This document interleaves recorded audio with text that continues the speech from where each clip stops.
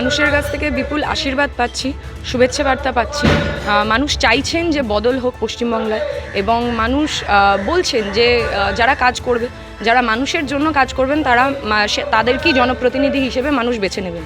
আমি মনে করি জনপ্রতিনিধিদের কাজ মানুষের কাছে পৌঁছে যাওয়া, তাদের সমস্যা তাদের মুখে শোনা এবং সেইটার সমাধান দেওয়া। আমি বামপন্থী হিসেবে বাম বিকল্প দিচ্ছি তাদের কাছে, আমাদের সমাধানগুলো রাখছি, তারা সেগুলো শুনছেন, জানছেন, চাইছেন বিধানসভা অবধি সেগুলো পৌঁছায়।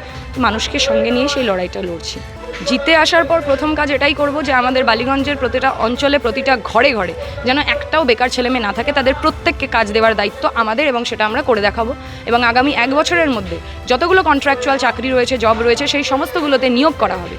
তার সাথে সাথে ন্যূনতম মজুরি পে স্কেল অনুযায়ী আমরা 26 থেকে 30,000 করব, এবং বেকার ভাতার পরিমাণ বাড়াবো। যারা কাজ দিতে যাদেরকে সরকার ব্যর্থ হবে তাদের জন্য ন্যূনতম 6,000 টাকা বেকার ভাতা, বিধবা ভাতা, বার্ধক্য ভাতা, লক্ষ্মীর ভাণ্ডার বলুন, যে কোনো প্রকল্প বলুন, সেগুলো বাড়ানো হবে যাতে তাদের কাজে লাগে। এবং নিত্য প্রয়োজনীয় জিনিসপত্রের দাম যেভাবে বৃদ্ধি পাচ্ছে, কালোবাজারি হচ্ছে, সেই কালোবাজারি আটকাতে আমরা টাস্ক ফোর্স গঠন করব।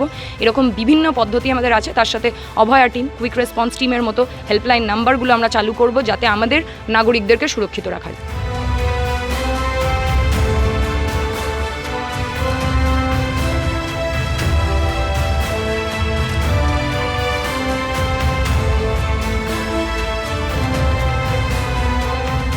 দেখুন, বিজেপির মতো একটা নির্লজ্জ দল এবং দাঙ্গাবাজ দলের ব্যাপারে আমরা বলতে চাই না। তৃণমূলও সেই বিজেপিকে পশ্চিমবঙ্গে হাওয়া দিচ্ছে।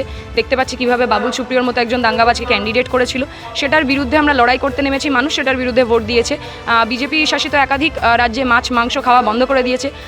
আমরা ভেতো বাঙালি, আমরা ভাত, মাছ, আমরা মাংস, এই সমস্ত কিছু খেয়েই আমরা ছোটো থেকে বড় হয়েছি।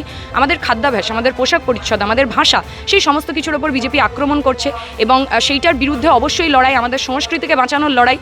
বিজেপি যে নিজের কালচার আমাদের পশ্চিমবঙ্গে আমদানি করার চেষ্টা করছে, সেটার বিরুদ্ধেও আমাদের লড়াই ক্রমাগত চলবে, থাকবে। এবং তারা যেভাবে ধর্মের নামে, ভাষার নামে, জাতের নামে মানুষকে ভাগ করে দেওয়ার চেষ্টা করছে, ঘৃণার রাজনীতি করার চেষ্টা করছে, সেটার বিরুদ্ধেও আমাদের লড়াই চলবে। এই দাঙ্গাবাজ বিজেপিকে যেমন আমরা পশ্চিমবঙ্গে মেনে নিচ্ছি না, ঠিক একই রকমভাবে যারা এই পশ্চিমবঙ্গে দাঙ্গাবাজদেরকে জায়গা করে দিচ্ছে, যে দুর্নীতিবাজরা, যারা নিজেদের পকেট ভরানোর রাজনীতি করে, যে টিএমসিরা, তাদের বিরুদ্ধেও লড়াইটা সমানভাবে চলবে।